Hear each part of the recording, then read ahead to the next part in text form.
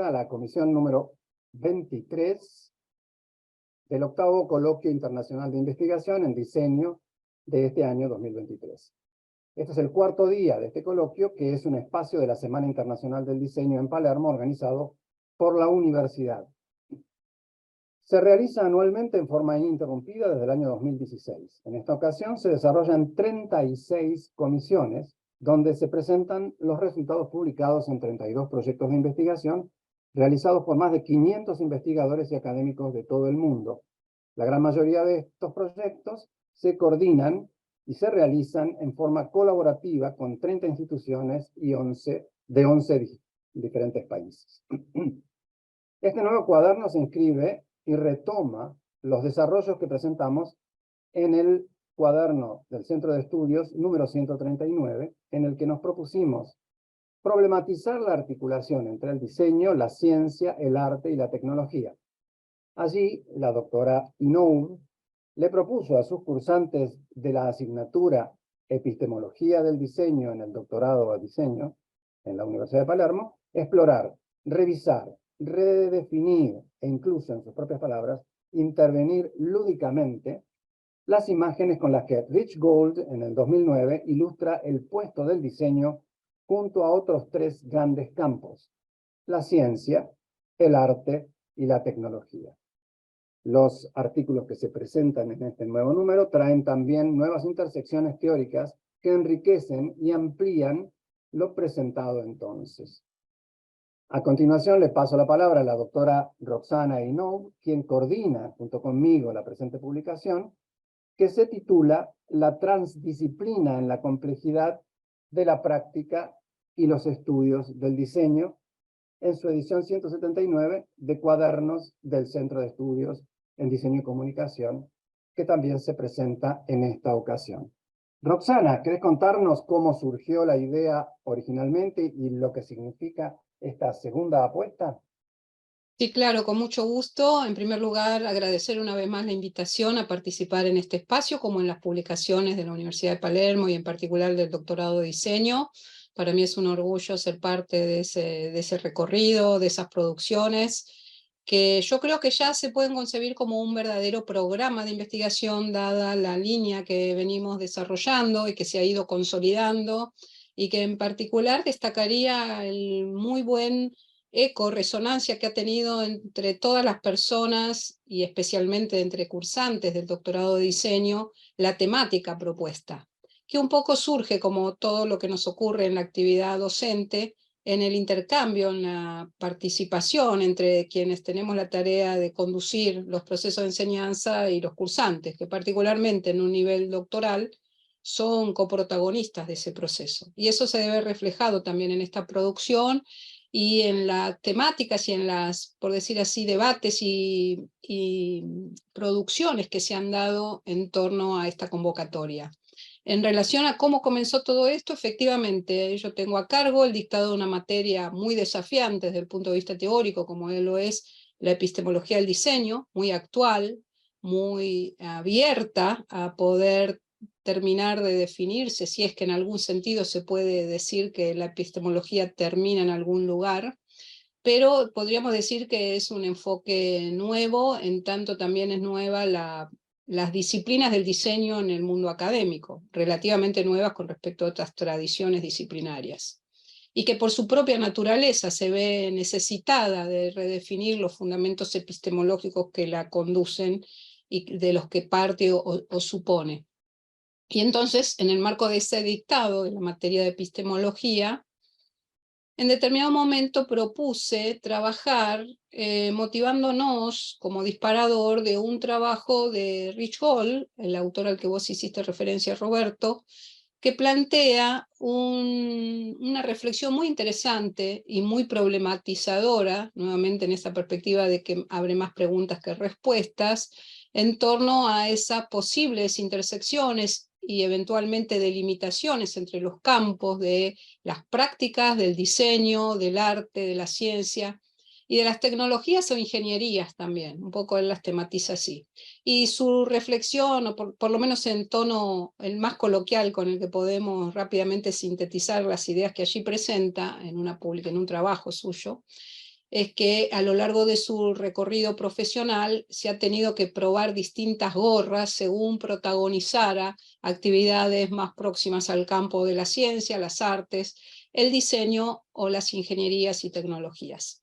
Y lo cierto es que la pregunta que se abre es si esas gorras se sacan y se ponen, es decir, que si cuando una trabaja en la perspectiva del arte está en un campo que es diferenciado y diferenciable de lo que hace cuando hace actividades en diseño o cuando hace ciencia, investigación, etcétera, o si las gorras son híbridos que se superponen, que lejos de sustituirse unas a otras, se intersectan, se hibridizan, se mezclan, se confunden, etcétera. En esas cuestiones se abren las principales disyuntivas o debates, y cada una de las respuestas posibles a esas fronteras nítidas o fronteras borrosas entre prácticas y concepciones, también se convocan distintas discusiones epistemológicas, bajo el supuesto que la epistemología es un campo de reflexión que comienza y tiene su razón de ser estrictamente, si uno se pone estricto o estricta en ese sentido, en el campo de los fundamentos de la investigación científica, pura y exclusivamente. Allí comienza esa rama del pensamiento filosófico que le damos el nombre de epistemología, episteme, de conocimiento fundado, de los griegos para aquí, por lo menos, en la tradición occidental que usualmente se difunde, ¿no? Hoy también puesta en cuestión por enfoques decoloniales. Pero más allá de eso, ¿qué supone una epistemología para esas otras prácticas?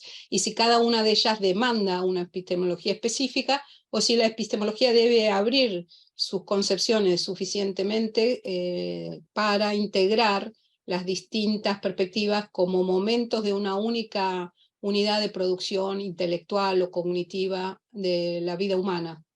Yo creo que ahí están planteados los principales debates en esa línea, y eso ocupó fundamentalmente el primer cuaderno que recogimos trabajos allí, no solo de los cursantes de la carrera de doctorado y en particular de las producciones que se habían dado en el curso, en el seminario sobre epistemología del diseño, sino que también hubo invitaciones externas, todas muy prestigiosas y muy interesantes en relación a temáticas confluyentes o afines a estos ejes.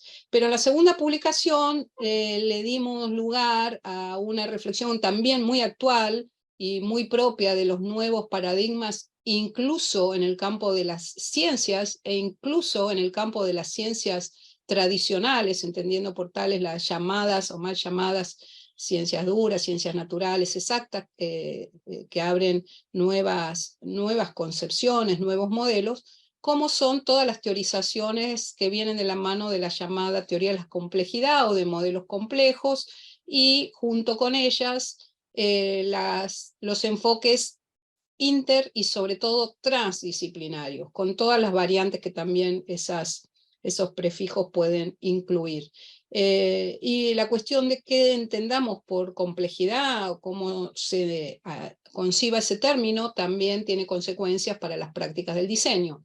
Si tomamos alguno de los ejes de estos enfoques que traen concepciones novedosas al respecto, insisto, con respecto a la paradigmas de las ciencias tradicionales, se tornan muy convenientes, muy adecuados para tematizar las prácticas del diseño.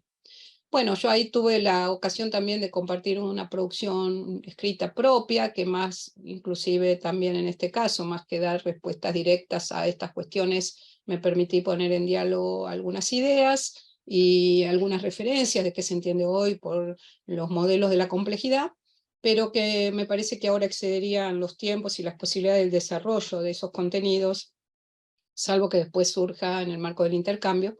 Pero bueno, en lo personal considero que lo transdisciplinario no constituye una nueva disciplina, un nuevo enfoque, sino que fundamentalmente tiene que ver con los compromisos ontológicos y epistemológicos que se asumen en las prácticas de cualquier enfoque disciplinar y a la hora de definir los objetos de estudios también en cualquier práctica disciplinar.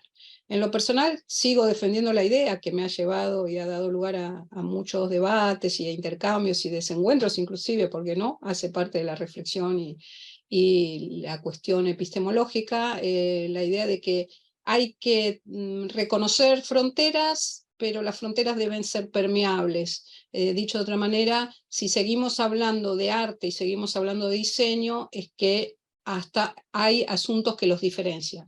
Pese a ello, hay muchos otros que los vinculan, y los vinculan muy íntimamente. Entonces, ahí el desafío para mí, más que simplemente hacer un llamado a borrar toda frontera y que nada se diferencie de otra cosa, que todo sea más o menos lo mismo, con distintos énfasis, pienso que lo interesante y quizás lo más exigente es poder dar cuenta de las especificidades que diferencian una cosa de otra, entiéndase una práctica de otra, unas demandas cognitivas y modos de producción cognitivo-cultural que hacen a esas diferencias, pero también el desafío de encontrar en qué puntos se integran, se confunden, se mimetizan o se transforman unas en otras. Entonces ahí creo que se están abriendo los desafíos más amplios y eventualmente algunos de los modelos de complejidad o los supuestos ontológicos epistemológicos que ellos traen aportan muy buenas herramientas en ese sentido.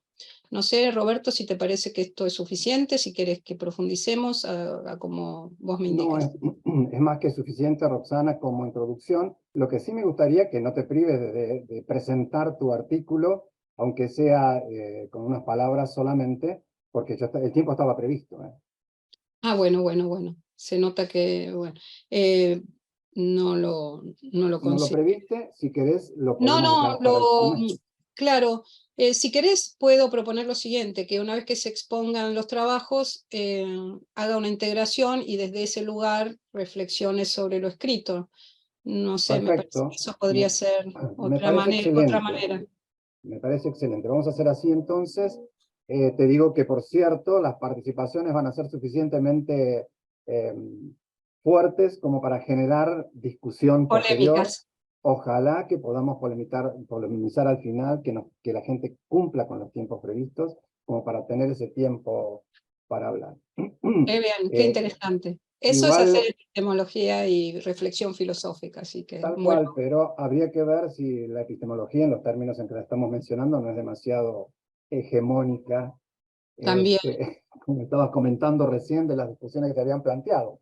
Pero también podría ser que nosotros le hacemos decir a Gramsci cada cosa, que si Sí, resucitara, si volviera, nos mataría a todos. Bueno, en fin, lo dejamos como discusión para después. dale. Vamos a, si les parece, a presentar el primero de los trabajos, que es el trabajo de Oscar Acuña, que reflexiona sobre los diversos campos de conocimiento que convergen en un espacio creativo a partir de los postulados de Rich Gold sobre las fronteras y vínculos del diseño, el arte, la tecnología y la ciencia. El planteo insta a imaginar escenarios posibles y también categorías del actual proyectual. Este transitar del diseño, arte, tecnología y ciencia en medio de lo analítico y lo holístico se aúna en la poiesis, espacios de creación más allá de la segmentación del saber. Converge la concepción cognitiva y la proyectual de cualquier problema social. A ver si es cierto, Oscar. Gracias Roberto. Entiendo que es sin presentación, ¿cierto? Sí, Sin presentación, sí. perfecto, perfecto. Tenés 7 minutos, de los cuales yo a los 5 te voy a decir que te faltan 2. Tratemos de ser Perfecto, lo más puntuales posible. perfecto, muchas gracias. Bueno, buenas tardes a todos, a todas. Y creo que de alguna manera lo que voy a exponer o lo que les voy a comentar tiene que ver con lo que hicimos con Roxana en el curso. Eh, yo parto este texto hablando de que Gold nos plantea de manera creativa, creo yo, ¿cierto? Pero también recreativa, un modo de entender cómo se dan ciertas distinciones de convergencia y divergencia entre las distintas disciplinas.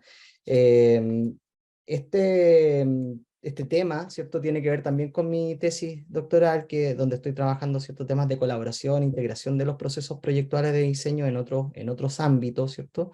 Y por lo tanto me acomodaba mucho también cuando lo planteamos como temática para trabajar. Dentro de lo que pudimos recorrer o en lo que puedo recorrer en el texto, hay una frase que me gusta mucho, que es de Oscar Mas, que fue estudiante también que es doctorado, ¿cierto?, en diseño, y que participó en el primer cuaderno. Y él dice, o llega a una conclusión que se las voy a leer, que dice: la interacción entre las diversas disciplinas, cuando se refiere a esto que estamos conversando, es una relación de ida y vuelta, en donde todas ellas se nutren, se definen, redefinen, y sus fronteras disciplinares son cada vez más difusas por la permanente reconfiguración. Me parecía que ese texto, ¿cierto? Esa cita, para mí era relevante, porque de algún modo, ¿cierto?, nos plantea que decía Roxana, que en el fondo no existe hoy día tampoco una frontera respecto a estas disciplinas. Tampoco podemos decir que están todas juntas, ¿cierto? Y eso es algo que también planteo ahí en el texto, porque la categorización, la fragmentación finalmente de la disciplina, incluso en el mundo de la interdisciplina, se dice que no puede existir la interdisciplina si no existe la disciplina como tal. Por lo tanto, esta fragmentación es interesante ver cómo pueden colaborar de alguna manera tanto el arte, la ciencia y las distintas líneas que estamos planteando. También hay una cita que planteo acá, que es de Maldonado, que ya es del año 77, pero sigue muy presente, que dice: podríamos decir de momento que la característica más distintiva del hombre no es su capacidad de resolver problemas, sino más bien de planteárselo. Y estas 4 áreas, de acuerdo a lo que Gold nos va comentando, lo que hacen también es plantearse, ¿cierto?, preguntas, plantearse problemas, e incluso una discusión que tuvimos en el foro allá en Palermo la semana pasada, antepasada, respecto a la inteligencia artificial. Probablemente hoy día estamos en una idea de convergencia donde sabemos que nos están entregando respuestas, pero la pregunta sería si la inteligencia artificial es capaz de hacerse las preguntas que nos estamos haciendo nosotros. Y creo que ahí el texto de Gold también nos invita a reflexionar sobre eso. Voy a leer una parte donde a través de un mapa, ¿cierto?, yo expliqué cómo se mueven el arte, el diseño, la ciencia y la ingeniería entre dos ámbitos, o en un eje, entre lo holístico y lo analítico, que es aquello, ¿cierto?, que en lo que se centra mi texto. El arte como expresión, la ciencia como exploración, la ingeniería como invención, el diseño como comunicación, coinciden en lo proyectual del escenario, que transita entre el comprender y el resolver, entre lo holístico y lo analítico. Nuevamente, citando a Maldonado, me hace relación cuando él habla del cruce entre el racionalismo y el intuicionismo, ¿cierto? Este cruce entre lo racional y lo intuitivo aparece entre lo holístico y lo analítico, y existe un elemento común dentro de todas estas líneas, ¿cierto?, que tiene relación con la poiesis, ¿cierto?, que tiene relación con el acto creativo o con el acto creador. De alguna manera resulta pertinente señalar que tanto diseño, arte, ciencia y tecnología convergen en el acto productor, ¿cierto? De alguna manera encontramos una relación con el denominado giro pragmático de la filosofía, la práctica con función del objeto y el objeto como resultado de la poiesis o del acto creador. Finalmente, ¿cierto?, la relación disciplinar entre diseño, arte, tecnología y ciencia nos permiten imaginar escenarios que convergen en torno al acto de creación o al acto creativo. Así como Goodman plantea en Maneras de hacer mundo, la convergencia disciplinar de la reflexión que nos invita a hacer Gold acá es también una manera de imaginar un mundo, o la manera de imaginar un escenario, ¿cierto?, donde podemos crear. En consecuencia, es otra manera de hacer mundo a través de la integración en lo proyectual. En el texto, al final, ¿cierto?, de esta reflexión que nos invita a hacer Roxana con el texto de Rich Gold, me parece que a lo que puedo llegar, ¿cierto?, como conclusión, tiene que ver con la construcción de esos escenarios. Aquellos escenarios donde vienen a converger, ¿cierto?, las distintas áreas disciplinares en torno a una solución o en torno al cuestionamiento de una problemática. que traen sus distintos conocimientos, que traen sus distintas metodologías y sus distintos procesos, y convergen, ¿cierto?, en esta idea que se mueve entre lo racional y la intuición. 2 minutos para concluir, Oscar. Perfecto, ya terminé. Solamente estaba ahí cerrando, pero era eso. Yo solamente quería comentar para finalizar que me parece que aquí hay una convergencia en lo proyectual, y esa convergencia en lo proyectual se da en imaginar un escenario que nos invita este texto. Muchas gracias. Gracias a vos, Oscar. De paso les comento, aprovecho el minuto que me dejó de regalo, Oscar, para comentarles que entre las 36 personas que nos están escuchando, hay un puñado de alumnos que ingresan al doctorado en esta cohorte. Eso es muy interesante, porque ya de entrada, sin haber comenzado, nos van conociendo como sus compañeros, sus profesores y algún graduado que también va a hablar oportunamente. Les comento y escuché y vi los agradecimientos, con lo cual ya lo entendieron, que nos acaban de mandar el cuaderno publicado por la cátedra y por la facultad, donde figuran todos y cada uno de los artículos a los que nos referimos hoy. Voy a pasar entonces a presentarles a Cristina Marmolejo, o Melva. Vamos a ver si ella nos define cuál es su verdadera identidad. Se llama Melva Cristina Marmolejo Cueva, que junto con Silvia Paulina Maldonado Mangui y Manuel David Isimbilema, que como ven, no decimos todos los apellidos de los latinoamericanos aquí presentes porque se nos complicaría el tiempo previsto. Ellos nos invitan a revalorar los saberes tradicionales y cuestionar el proceso científico para validar metodologías que originan la exploración de nuevos senderos investigativos en el marco de la transdisciplina. Este trabajo pretende establecer diálogos entre saberes y alcances en el marco de la complejidad como teoría aclaradora de varios conceptos alusivos a la transdisciplina, tomando las ideas expuestas por Edgar Morin en 1999. Adelante, Cristina. Muchas gracias, Roberto. Saludos cordiales a todos. Ante todo, muchas gracias. Me siento afortunada y sobre todo muy privilegiada de compartir con ustedes parte de una experiencia muy enriquecedora y fuerte que dio como resultado el producto de investigación que ahora se publica en los cuadernos, ¿sí? Entonces, en nombre de mis compañeros, porque fue un trabajo bastante complejo en sí, porque saben lo que implica consolidar las distintas posturas, reflexiones y puntos de vista, no solamente de los autores que teóricamente nosotros estamos reconociendo y tratando de entender, sino que cómo nosotros, como doctorantes en el campo del diseño, podíamos contribuir a través de estas reflexiones. Y es lo que hoy les voy a compartir en nombre del equipo que ya mencionó Roberto, que estaba conformado por Silvia Maldonado y David Isim. Entonces, sin más preámbulos, me permito leerles brevemente una síntesis de lo que fue nuestro artículo. Entonces, básicamente nosotros lo que quisimos fue consolidar la relación que puede existir entre cultura, diseño y artesanía. Nuestro trabajo buscaba que cuando este diálogo entre las diferentes áreas que competen a la cultura, que de por sí ya es compleja, intentar teorizar sobre la cultura nos hizo reconocer de que es un ámbito ampliamente dinámico, porque la cultura está variando dependiendo de distintos factores. Pero en eso no voy a profundizar porque no es lo que compete en esta publicación. Por otro lado, la artesanía constituye una de las distintas manifestaciones y componentes dentro del ámbito cultural. Y obviamente para este proceso proyectual, constructivo y de expresión, el diseño forma parte íntegra de esta producción, ¿no? Entonces, como nosotros estamos partiendo de lo que es la transdisciplina, fue muy importante primero tener en consideración lo que es el pensamiento complejo, para luego indagar sobre la transdisciplina y ver cómo se conjugaban para intentar dilucidar esta relación cultura, artesanía y diseño, ¿no?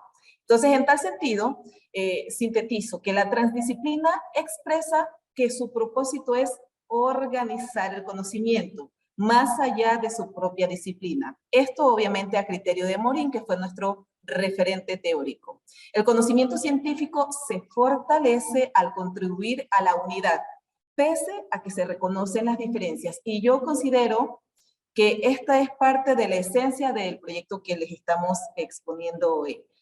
Todos sabemos que cada campo, cada área, cada disciplina tiene sus propias especificidades, ¿verdad?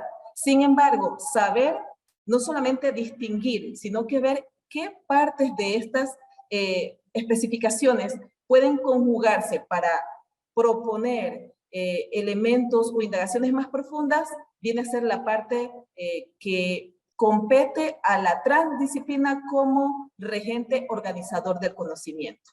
La transdisciplina reconoce además aspectos multidimensionales de la realidad mediante exploraciones más profundas que amplían su enfoque al evidenciar distintos criterios que pueden, estos sí, ser homogeneizadores. Por favor, no me malentiendan. No significa que las disciplinas sean homogéneas, pero se pueden tomar quizás ciertos aspectos de las distintas disciplinas que pueden converger para la propuesta en común. Aunque el conocimiento sigue siendo el eje motivador para el proceso indagatorio de la ciencia, junto con las orientaciones propias de cada ámbito, es la capacidad de intercambio, de organización y sobre todo de contribución disciplinar el factor que destaca en nuestra puesta en marcha con este trabajo.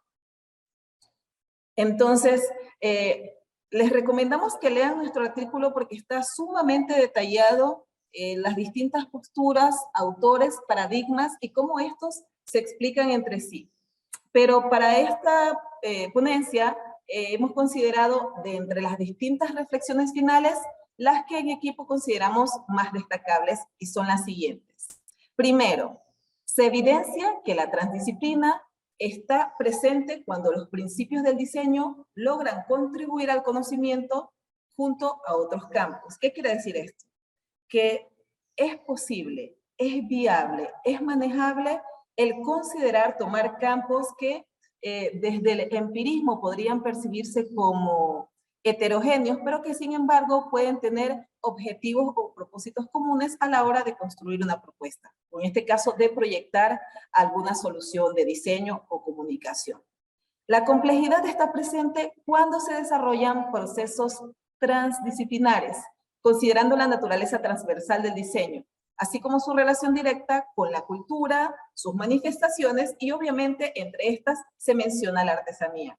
Sabemos que en la actualidad existen distintos tipos de construcciones o proyectos que inclusive reciben etiquetas como nueva artesanía o dependiendo del contexto, pero que básicamente lo que hacen es enriquecerse de los primeros vestigios de cada cultura y cada contexto para estas representaciones. Y es en este punto 2 minutos, donde... Cristina, 2 minutos para redondear. Perfecto, termino, Roberto. Gracias. Y es en este punto donde nosotros reconocemos que la transdisciplina cumple su rol como elemento organizador del conocimiento.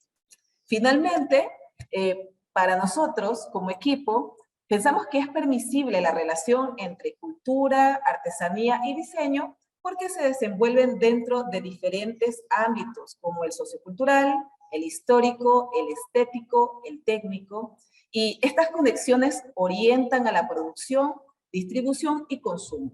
En conjunto, se reconocen las aportaciones del diseño al trabajo artesanal y se convierte en otro componente más de la cultura.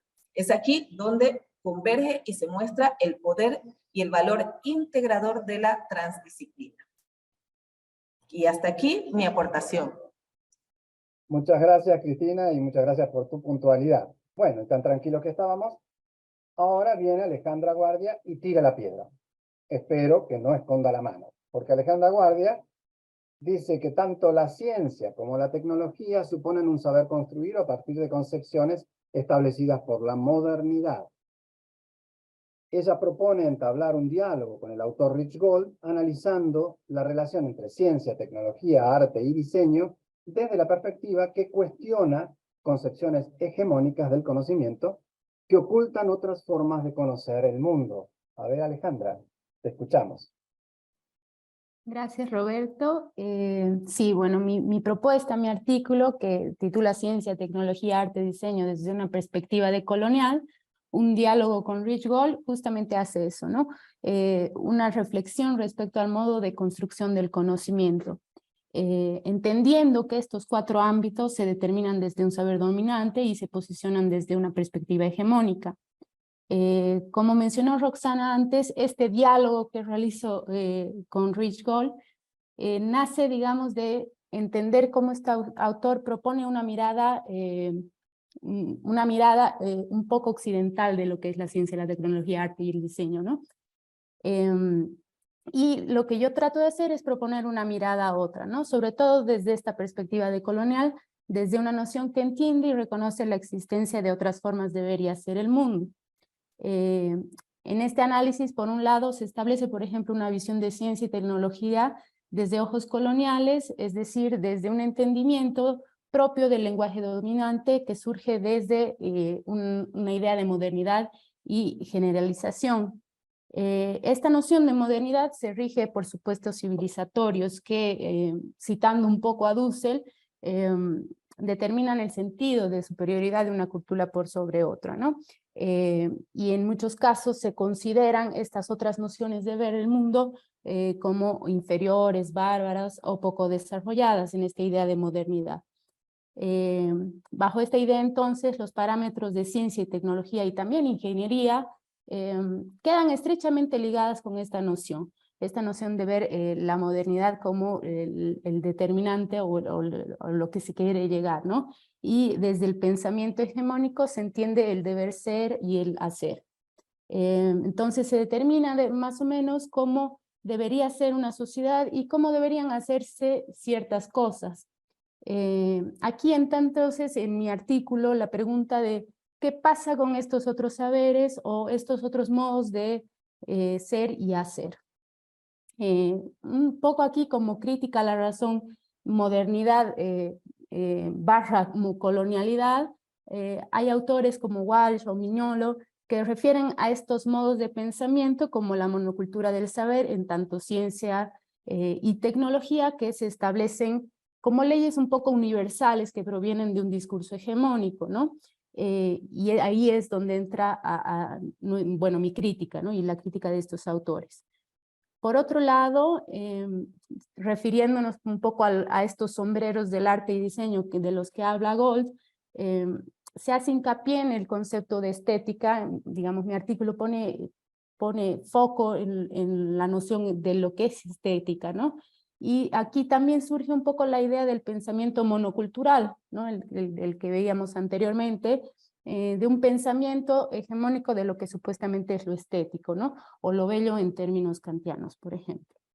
En esta idea de Gold, lo que hace acá Gold es una referencia al arte, por ejemplo, desde 3 dimensiones: bellas artes, arte popular, arte folclórico, y en estas propias distinciones tiene de por sí una lógica dominante, ¿no? Porque se hace una separación de lo que es arte tal o arte otro, ¿no?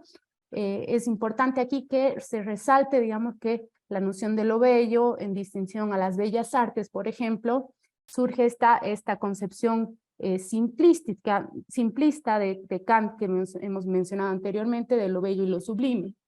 Y la estética nace desde esta visión occidental dominante, ¿no?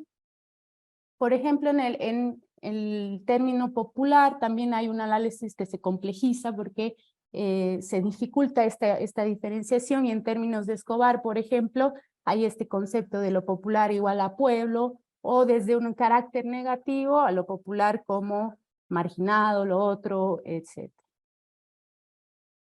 Por otro lado, Gold también entiende al diseño como un lenguaje diferente al arte, ¿no? El autor expresa, y aquí hago una cita: el diseño que no se comunica con el usuario o satisface sus necesidades se considera un mal diseño.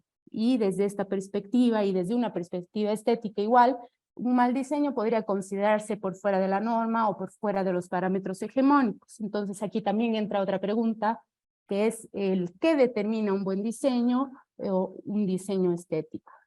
Entonces, el diseño, al igual que el arte, por ejemplo, está delimitado por estos parámetros estéticos que, ya sea, por ejemplo, en la estética del color, la tipografía o el lenguaje en el plano visual, etcétera, se retoman estas categorías de lo que es feo, lo que es bello o lo que es malo, ¿no? Y un poco a modo de conclusión, en mi artículo, lo que yo hago es proponer o hacer una propuesta propia que se rige por entender y reconocer otras maneras de ver el mundo, ¿no? Al igual que Goodman. Y como mi compañero Oscar dijo antes, esta propuesta se rige por entender esta idea, ¿no? De ver otras maneras de ser mundos con producciones científicas, artísticas o de diseño, igualmente válidos en relación a necesidades y saberes y conocimientos propios, es decir, pensar un poco desde el sur global. Y en este sentido también se propone romper el esquema hegemónico del conocimiento para dar pie a saberes locales en un sentido propio, saberes que se construyen a través de imaginarios sociales, culturales, económicos, políticos, simbólicos, situados en contextos diversos. Esa es mi propuesta. Gracias, Roberto. Gracias a vos, Alejandra. Muy interesante, por supuesto. Te cuento que nos dejaste 2 minutos aproximadamente de regalo, que los vamos a apreciar mucho. Pueden allí, digamos, ir anotando las cosas que les surjan, ¿no? Como para preguntarle a Alejandra o a los que hablaron recién, alguna cosa como para que pueda profundizar o discutirle o asentir, disentir o coincidir. Bueno, vamos ahora a ver qué nos dice Ludmila. Ludmila Strisek tiene un trabajo que argumenta acerca de los territorios comunes que existen, entre los campos de la ciencia y el diseño. Con una mirada más contemporánea, se propone encontrar espacios comunes ligados a la idea de conocimiento, tanto científico como proyectual, como productos de sendos procesos. Partiendo de este fundamento, busca convergencias en la idea de praxis social, con el método como un camino estratégico de Morín y Mota, el concepto de operación vinculado o de modelización de Ladrier, los procesos lógicos vinculados al pensamiento proyectual y el rol de las representaciones desde la mirada contextualista de Ibarra y no Morman, como algunos de los territorios de convergencia posibles de vincular. Ludmila, te escuchamos. Bueno, buenas tardes, ¿me escuchan? Perfecto. Bien, mi exposición tiene que ver, por supuesto está en diálogo con la de los compañeros que expusieron anteriormente, y tiene que ver también, cuando yo comencé a reflexionar sobre estos territorios de convergencia, la primera pregunta que me hice era porque en realidad existe una cierta resistencia dentro de la comunidad de diseñadores en reconocer por ahí esta permeabilidad de la que hablaba la doctora Hinault entre estos cuatro territorios de los que habla Gold. Y en realidad yo arranco pensando en qué entendemos por ciencia, digamos, y qué entendemos por diseño, y ahí es donde podemos encontrar que no todos, no es unívoca la concepción acerca de lo que se considera ciencia y lo que se considera diseño, y por ahí es donde se dividen o se separan los caminos de estos dos campos, digamos, según mi punto de vista, ¿no? Entonces, como bien decía el doctor Céspedes, arranco por entender primero, bueno, cuáles son algunas de las cuestiones en las que podemos encontrar o reconocer esos territorios en común. Una es el conocimiento o el conocimiento teórico acerca de la disciplina, ¿no? El conocimiento teórico producido por la ciencia es innegable porque es justamente el producto esencial de la ciencia. Pero la discusión por ahí que tenemos en la comunidad de diseñadores es si existe realmente un conocimiento proyectual, ¿sí? Concebido como tal. Hay un autor que me seduce bastante, que es Friedman, que habla sobre, tengo acá la cita, la voy a leer para no perderme, dice: el diseño implica la resolución de problemas, la creación de algo nuevo o la transformación de situaciones menos deseables en situaciones preferidas. Para hacer esto, los diseñadores deben saber cómo funcionan las cosas y por qué. La comprensión de cómo funcionan las cosas y por qué nos exige analizar y explicar, y este es el propósito de la teoría. En relación con esto, bueno, ya tendríamos como un elemento como para establecer una relación. Después hay un autor que es Polanyi, que trabaja sobre la idea de conocimiento tácito, que es un término que ha sido muy utilizado, de hecho, por Donald John, después, o sea, es como que, bueno, el conocimiento proyectual no se puede explicar, es algo tácito, es algo que no se puede exponer, que no se puede blanquear, que no se puede poner sobre la mesa. Sin embargo, hay que hacer ese ejercicio, digamos, sobre todo en el campo de la investigación y diseño es necesario hacerlo, ¿no? Y Polanyi habla de una cuestión que también tiene que ver con cómo la ciencia se acerca al diseño y no al revés, porque habla de que esa iluminación que requiere por ahí el científico, que es un poco más atribuible al diseño, para imaginar nuevos conceptos en una línea de investigación, le es muy necesaria, digamos. En contraste con la mirada falsacionista de Popper, que afirma que el conocimiento científico es una cuestión de creencia apasionada en lugar de una prueba desapasionada. Por otra parte, después tenemos la idea de praxis. En coherencia con la idea de diseño como praxis situada que trabaja la doctora Hinault, y también dos conceptos que son interesantes para que abonan esta idea, digamos, que por lo menos desde mi punto de vista, que son las de Calhoun y... me perdí el nombre. Bueno, citados por Martin. Que tiene que ver con la idea del actor red, ¿sí? La asociación y la puesta en equivalencia de las diferentes entidades y actores hacen nacer un nuevo actor que encarna todo el espacio social y cognitivo considerado. Este nuevo actor, que es el resultado de la traducción de todos los actores, de todos los problemas, de todos los puntos de vista, de todos los intereses inicialmente presentes, y este actor resulta ser llamado actor red o actuante, el término de red que emplea para dar cuenta de la diversidad de entidades que componen el actor: humanos, enunciados, objetos naturales, teorías, organismos, problemas e intereses. Me parece que el diseño también se presenta dentro de esta misma lógica, si se quiere, dentro de esta misma situación, esta misma manera de ser practicado, digamos, el diseño, que es coherente con esta idea también de la práctica de la ciencia, ¿no?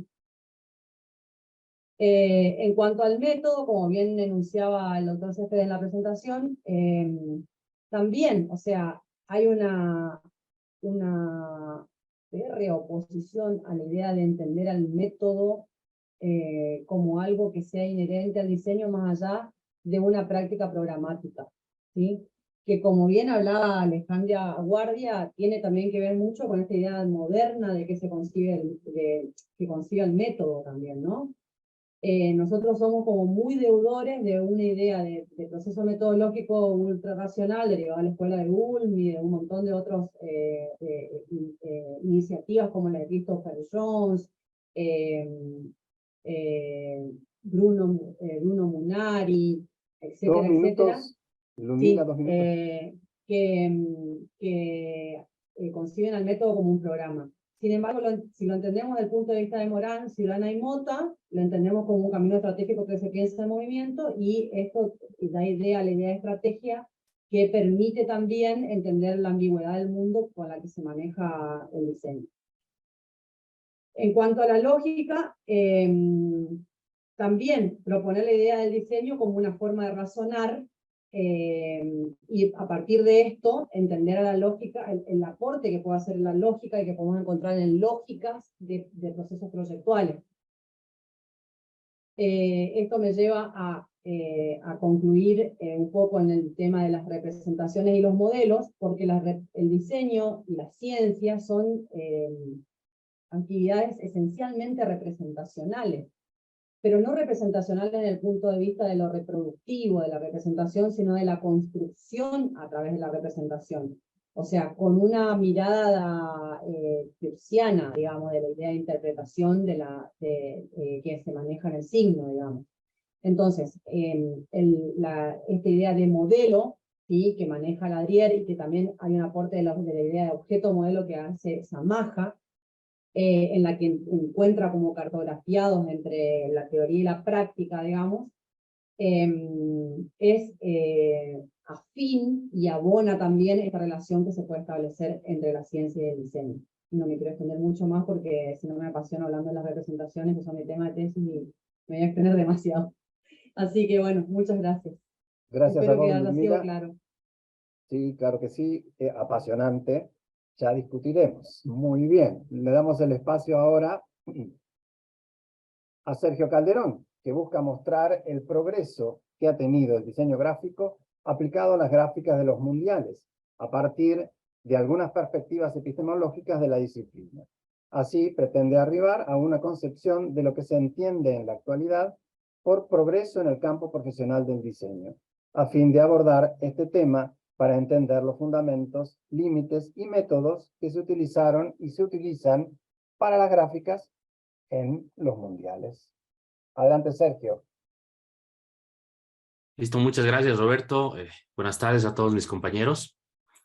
Bien, como bien mencionaste, yo estoy estudiando y he escrito el artículo sobre la relación del diseño, la tecnología y el deporte.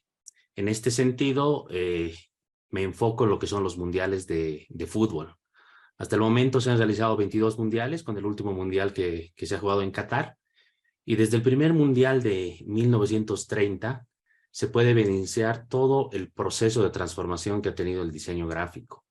El primer mundial en 1930 en Uruguay no tenía una marca, no tenía una mascota, tenía un cartel, el cual se lo ha hecho a mano por un artista.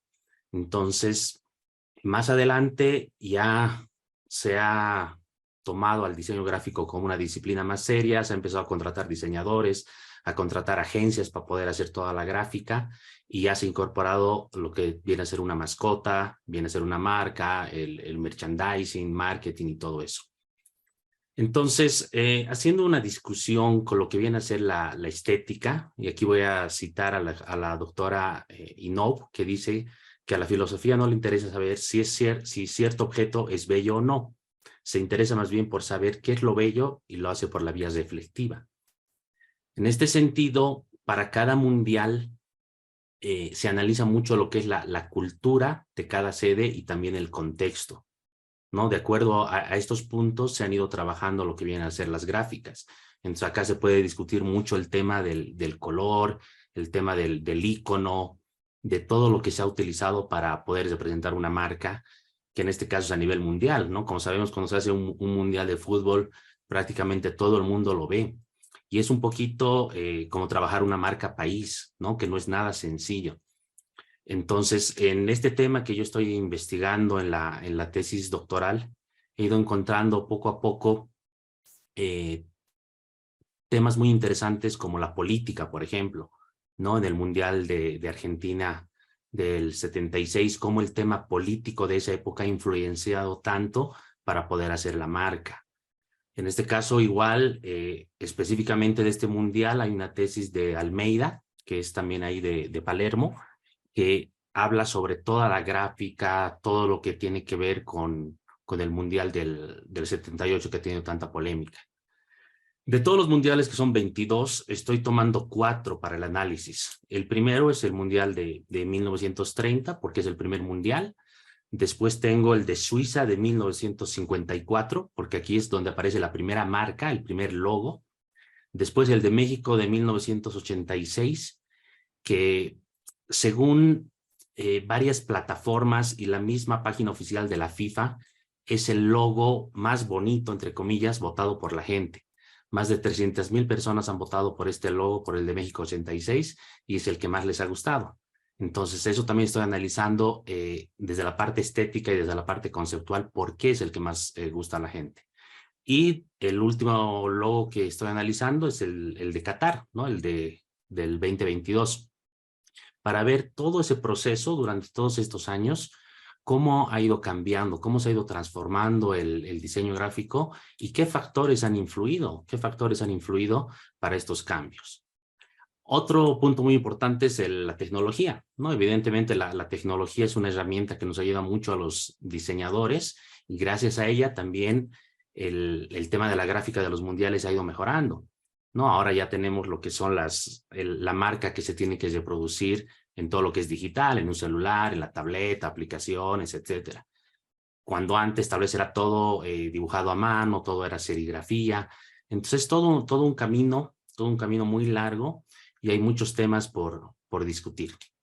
Ese sería un resumen, querido Roberto. Gracias, Sergio. Bueno, como ven, para todos los gustos, ¿no es cierto, Roxana? Perspectivas más profesionales, otras más académicas, algunas más eruditas, intelectuales. Algunas me gustaría saber qué es lo que están pensando los ingresantes de este cuatrimestre. Después vamos a tener tiempo para que nos den su opinión. Bien, saliendo entonces de Sergio, los invito a escuchar ahora a Laura Sandoval Sarmiento, que analiza los diálogos que el diseño propicia con el arte, la ciencia y la ingeniería en relación con los sistemas tipográficos, al señalar las relaciones entre dichas valoraciones y otras que configuran la praxis del diseño y sus productos.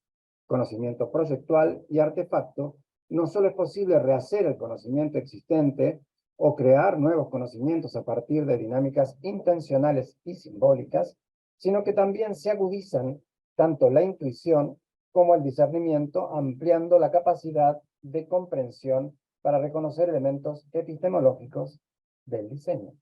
Adelante. Bueno, muchísimas gracias, Roberto. Buenas tardes a todos los asistentes.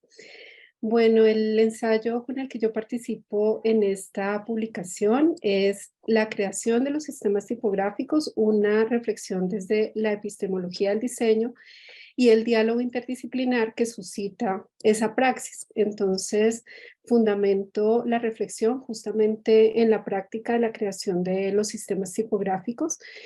Y hay algo importante para tener en cuenta, sobre todo para nosotros que somos latinoamericanos, y es que en Latinoamérica nosotros no estábamos participando de esa producción visual, sino que fue muy recientemente, a partir de 1980, que llegó el computador y nos permitió, digamos, acceder a la tecnología para la creación de alfabetos. Antes de eso, nosotros no teníamos participación en esa creación, por lo menos desde la noción de sistema tipográfico como tal de un programa de letras. Lo hacíamos de otra manera, más artesanal, más artístico, pero realmente como sistema, como programa, lo estamos trabajando desde 1980. Entonces, realmente la creación de alfabetos aquí en Latinoamérica es muy reciente y es interesante cómo esa brecha, digamos, de conocimiento que tenemos con otros territorios como Europa o Norteamérica, se ha venido solventando en Latinoamérica gracias a la investigación justamente, ¿no? A comprender cuáles son esas identidades, cuáles son esas particularidades y los procesos finalmente que llevan a la concreción de la forma tipográfica.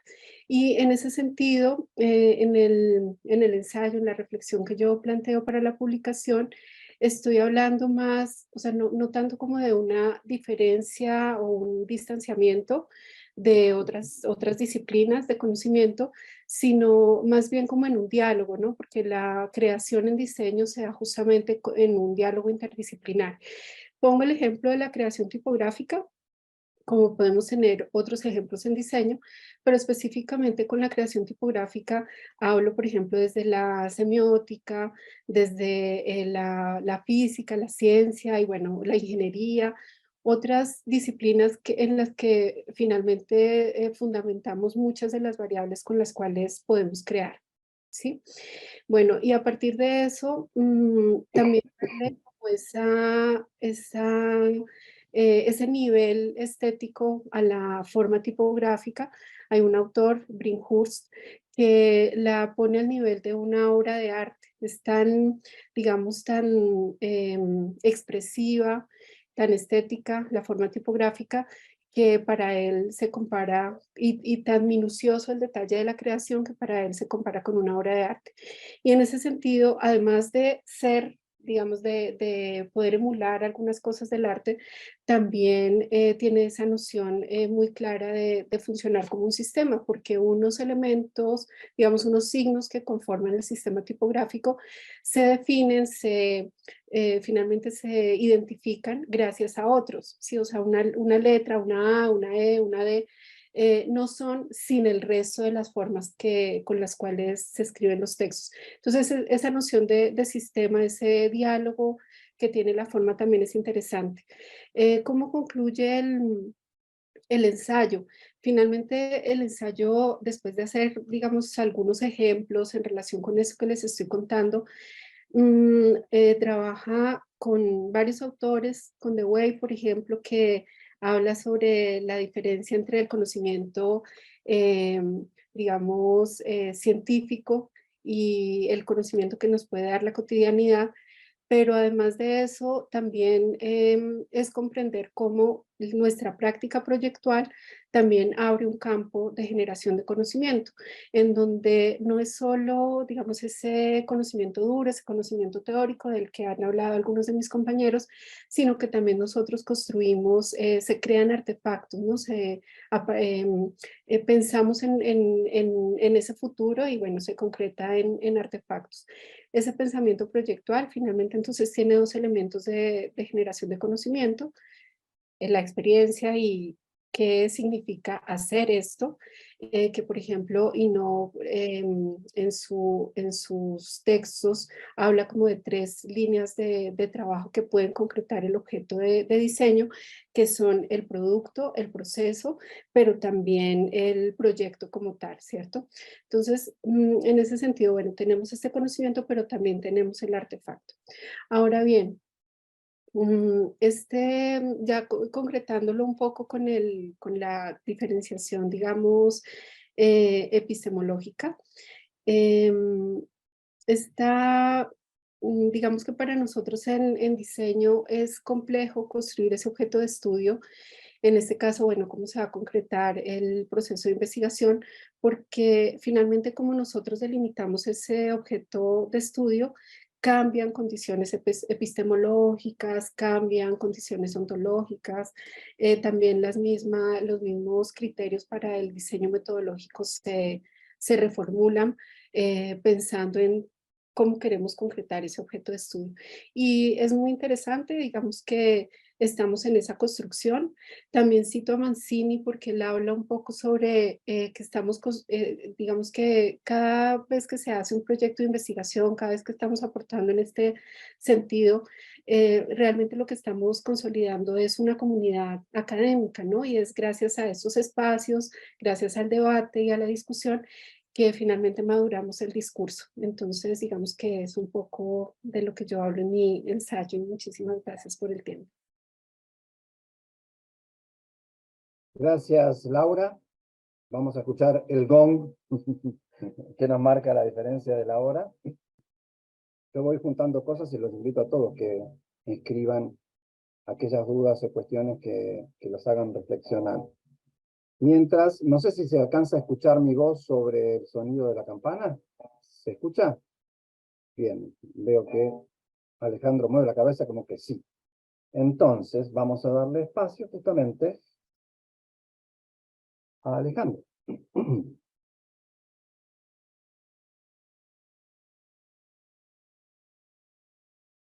Alejandro quiere ubicar al cuerpo como articulador de los sombreros de Rich Gold, a través de sus prácticas que se encarnan socialmente para preguntarse quién diseña y a través de qué sombreros se investigan dichas prácticas.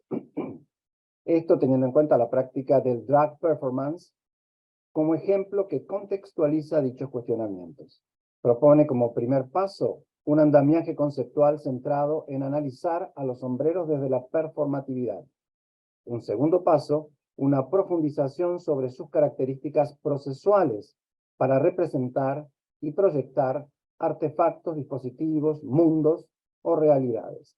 Y un tercer paso para identificar las múltiples interacciones entre los sombreros y los cuerpos en los que se colocan o coinciden, que son considerados como espacios teóricos diferenciados por sus componentes identitarios y subjetividades.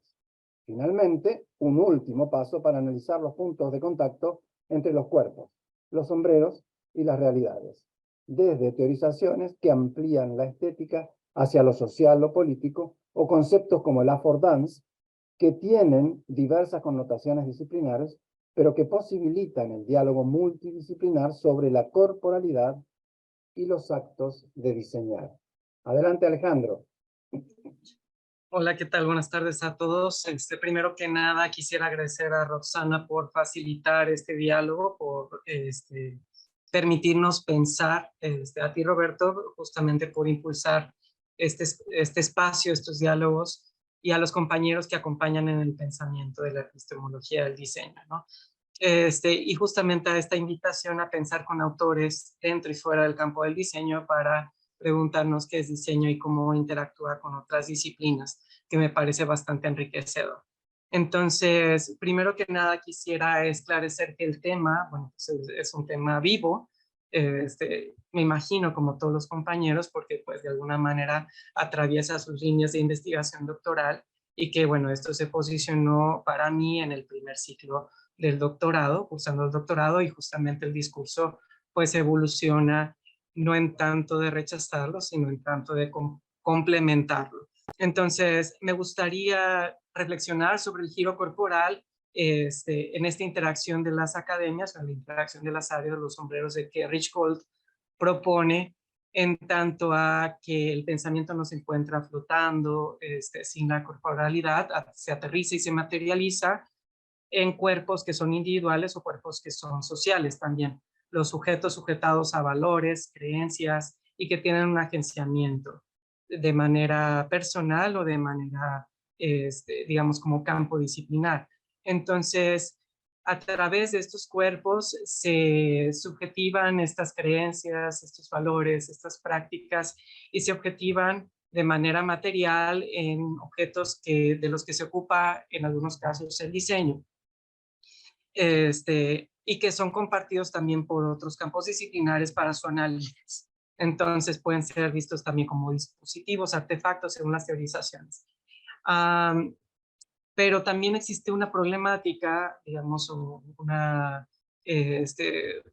motivo de cuestionamiento, una controversia, que una cosa es el pensamiento intelectual del diseño y otra cosa es la práctica en la que incide el diseño, ¿no? Y uno de los campos emergentes como el UX UI, pues se manejan objetos de lo que se ocupa el diseño como la interfaz, pero pues se sabe muy bien que inciden en mayor parte ingenieros o programadores. Entonces ahí se ve de alguna manera cómo existe un campo de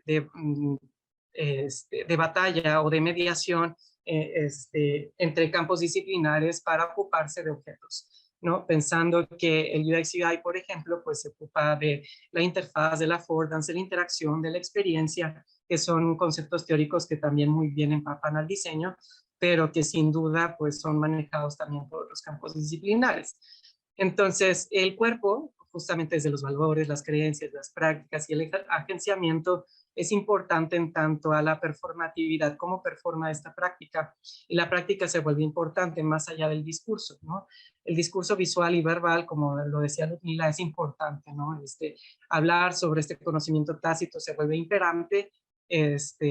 La investigación en diseño es textual, ¿no? Se escribe, pero también la práctica se vuelve interesante en tanto su análisis, y por eso enuncio el drag performance como una especie de práctica en la que incide o el diseño ocurre, y que yo considero que podría ser leída como una práctica de diseño, no solo una práctica en la que el diseño ocurre, así como pues la incidencia de otros campos disciplinares de manera tácita o de manera un poco más consciente.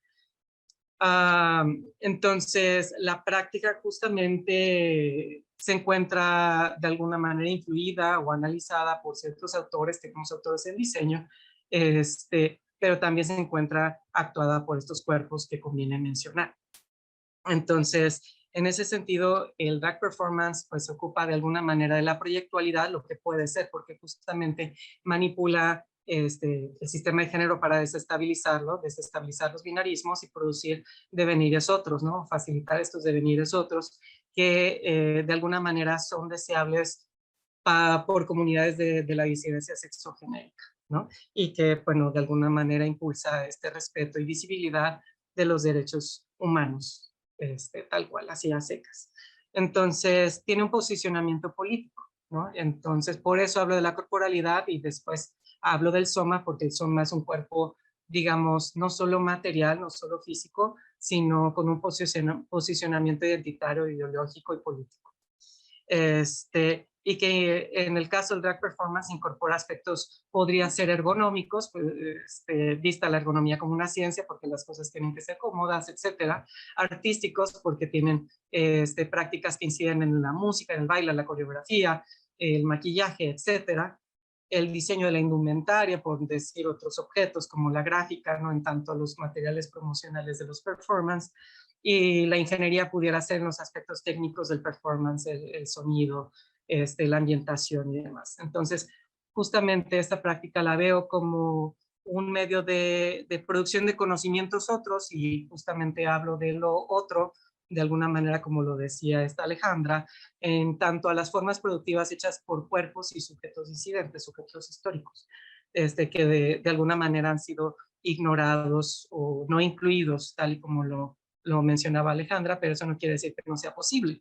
No sea posible que participen en la mesa de diálogo epistemológico. Entonces me parece bastante interesante. Tengo en el artículo dos esquemas, pero me gustaría presentar uno porque me parece un poco retador hablar de él sin mostrarlo. Entonces propongo... Alejandro, tenés tus últimos 2 minutos para mostrárnoslo. Claro, muchas gracias, Roberto. Que justamente el soma es el cuerpo situado de manera identitaria y de manera física, en tanto a que posee un sistema cognitivo, perceptivo, que incide en las prácticas materiales corporales y discursivas, y que de alguna manera tiene una interacción con los objetos de los que se ocupa el diseño. Identifico lo visual, lo sartorial, la inventaria, ¿no? En otras palabras, lo espacial, lo musical, coreográfico y demás.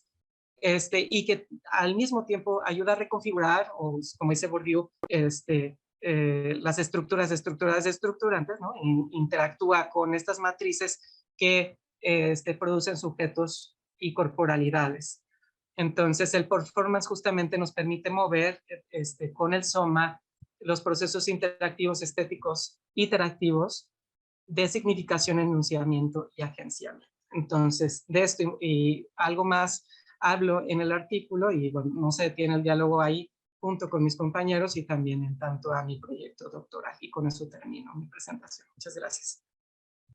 Gracias a vos, Alejandro. Deja de compartir, por favor. Y continuamos entonces ya con la última ponencia de la tarde, que por cierto tiene una connotación particular, porque en realidad, como decía Roxana, esto parte de su materia en el doctorado, y en el fondo todos los que hablaron compartieron esa experiencia de la materia como un segundo paso frente a los primeros dados por la comisión anterior, la comisión del, si no me equivoco, del 2021, ¿no es cierto? Hubo una producción para el 2021, otra producción para el 2022, que es la que estamos presentando hoy, y habrá seguramente una futura que después nos contará Roxana. Pero hoy quiero contarles que siempre hay alguien que nos permite darnos el gusto de no ser demasiado endogámicos. Por eso decía, si toda la producción está dentro de un curso de unas 15, 20 personas con una docente, podrías llegar a ser algo muy estanco. Bueno, las participaciones externas aportan la frescura de alguien que no estuvo en esa experiencia y nos cuenta también su opinión. Y en este caso no es otra que la doctora Daniela González Herber, que es doctora en diseño por la Universidad de Palermo, recibida unos años atrás. Daniela, quiero presentarte formalmente como a todos los demás, pero en principio tenés ya tu diferencial. El proyecto de graduación del diseño gráfico universitario, al igual que su disciplina, transita entre la institución, la artesanía, el arte, la tecnología, el empirismo, la ciencia, sin una estación definitiva, en cambios convergentes con distintos transversales.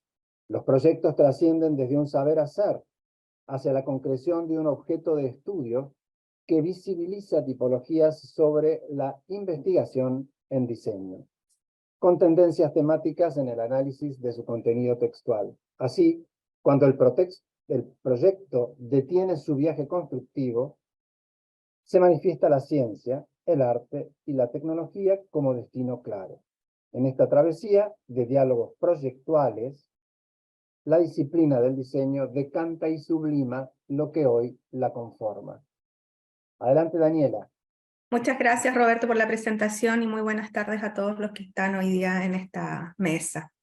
Efectivamente, como decía Roberto, visibilizamos diálogos y estaciones que la disciplina del diseño sostiene con la ciencia, con el arte, con la tecnología en los proyectos de graduación de una universidad estatal y de tradición en Chile. Estos proyectos se dan en el periodo del año 2000 al 2015. Y en estos proyectos surgen vínculos disciplinares, focos problemáticos, objetivos, ¿cierto? Principios, técnicas, estrategias ideológicas, estrategias conceptuales y resolutivas, entre otras. O sea, finalmente, su pensamiento científico. Asumimos, por lo tanto, el proyecto de diseño como polisémico, con estaciones tanto de carácter científico, artístico y o tecnológico. El proyecto también de diseño transparenta procesos creativos sistematizados, aunque sí con algunos síntomas de debilidad teórica, pero también con avances paulatinos y constantes. De tal forma evolucionan de un método que es más bien intuitivo a la concreción de especialización a través de la técnica, de la razón, de la sistematización del pensamiento creativo. Así, los proyectos se van robusteciendo y aportan a la sociedad en ámbitos culturales, científicos, artísticos, técnicos, tecnológicos y más. Siempre subordinando a la finalidad o al objetivo propuesto en el proyecto, ya sea en el ámbito tecnológico, en el ámbito artístico, de la ciencia, y por lo tanto esa ubicación posibilita entonces que nosotros lo pongamos en alguna u otra categoría, según su mayor presencia. Algunos síntomas positivos de los nuevos recorridos científicos se concretan en doctorados, en doctores en diseños, en publicaciones, en revistas, ¿cierto?, que sitúan a la disciplina como el centro de la discusión.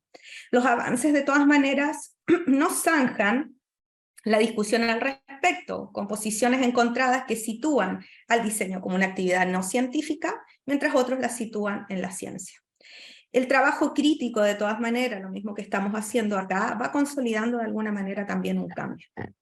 El arte, la ciencia y la tecnología se mezclan en la cultura como un todo, con matices y niveles de jerarquía según cada época. Por lo tanto, el arte, ya sea religiosa, mágica, artística, va evolucionando en diálogos con materiales, con técnicas, con tecnologías, con diseño, con ciencia. Y la ciencia, por otro lado, intrínsecamente mucho más reflexiva, ¿cierto?, otorga un sentido a la observación y permite, por lo tanto, el planteo de hipótesis, de la teorización, de la comprobación en el proyecto. Los conocimientos científicos, asimismo, sirven de recursos para la expresión artística y se canalizan a través del diseño, posibilitando el surgimiento de la tecnología.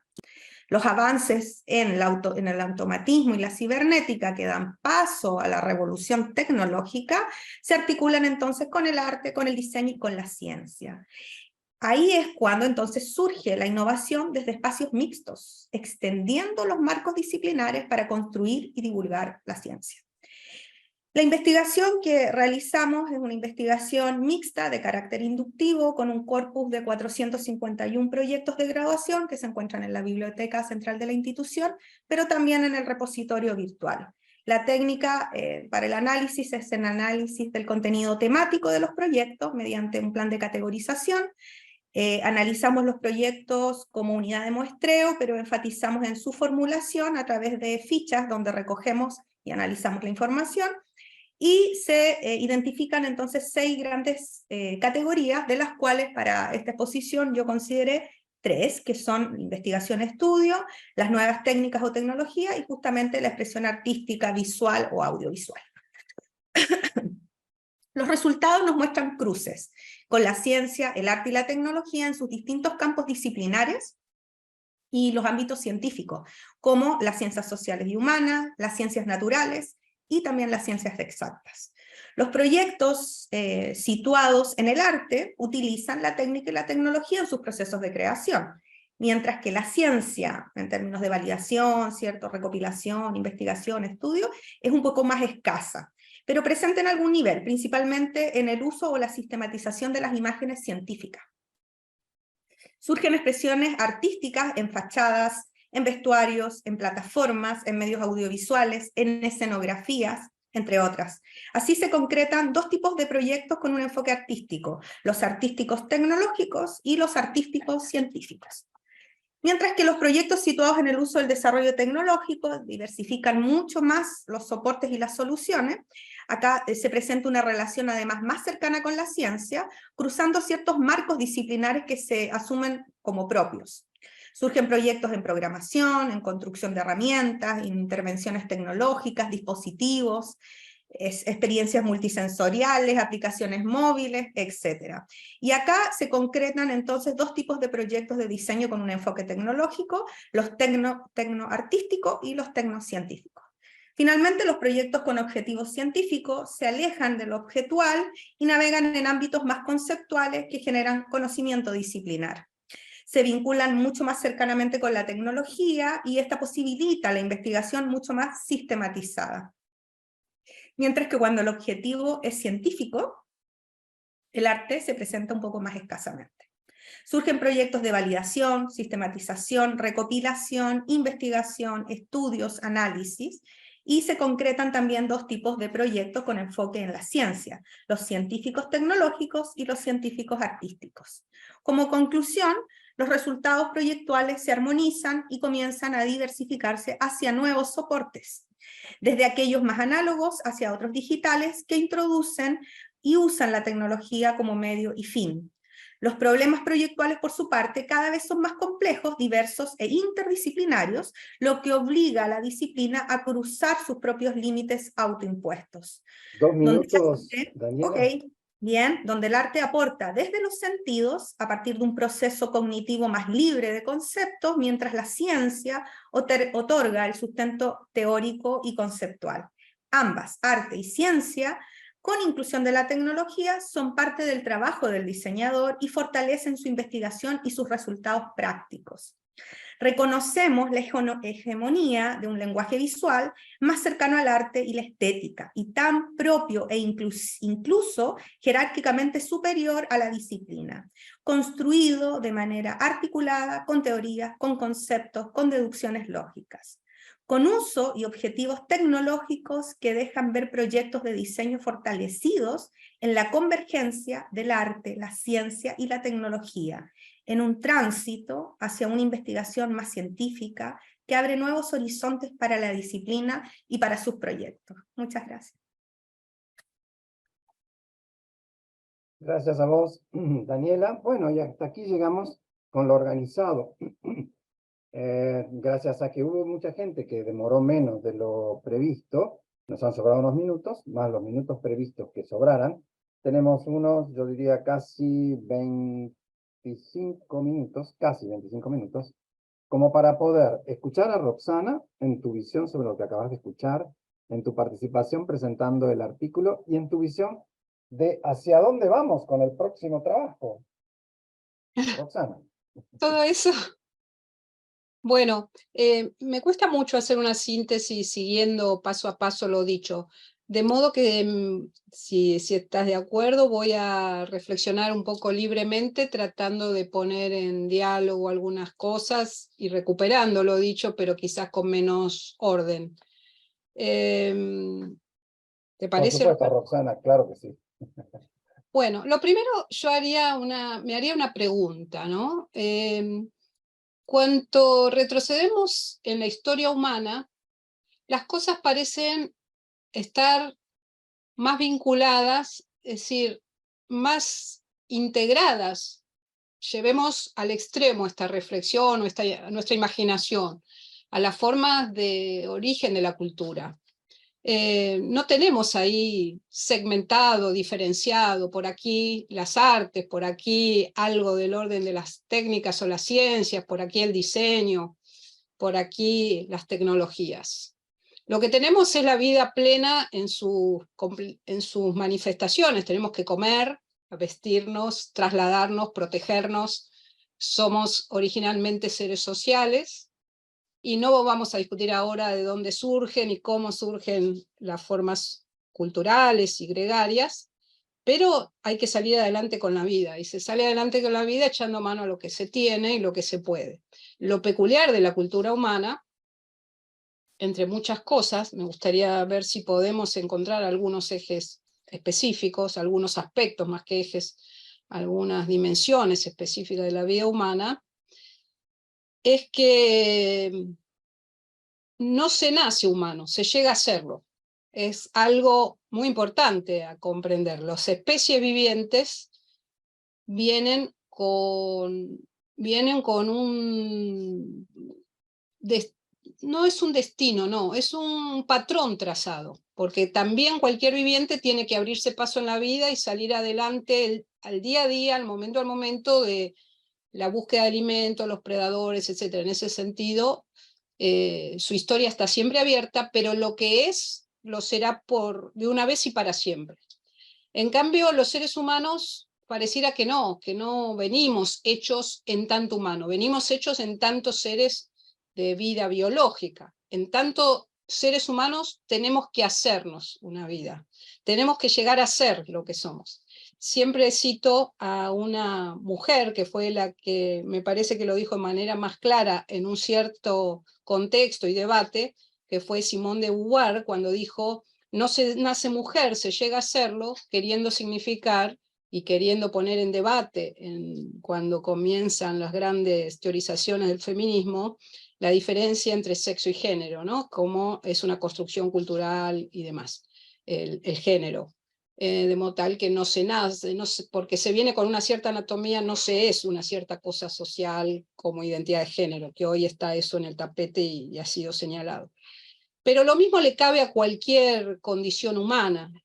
No se nace profesor, no se nace profesional, no se nace padre, se llega a serlo, no se nace madre, etc. Se llega a serlo, no se nace un ser de cultura, se llega a serlo. Y en ese sentido somos seres de proyecto, somos seres proyectados, somos seres que estamos diseñándonos permanentemente. Bajo condiciones... Si nos quedáramos en esa perspectiva, pareciera ser que todo está domiciliado en el individuo singular.